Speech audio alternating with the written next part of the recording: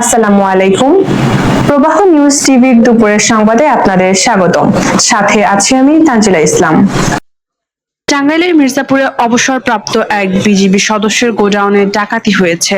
গভীর রাতে ট্রাক যোগে 7 থেকে 8 জন মুখোশধারী ডাকাত তালা ভেঙে ভেতরে ঢুকে প্রায় 6,75,000 টাকার সোয়াবিন তেল ও চাল লুট করে নিয়ে যায়। বাধা দিতে গেলে এক পথচারীকে কুপিয়ে আহত করা হয়। পুলিশ সিসিটিভি ফুটেজ বিশ্লেষণ করে জড়িতদের শনাক্তের চেষ্টা করছে।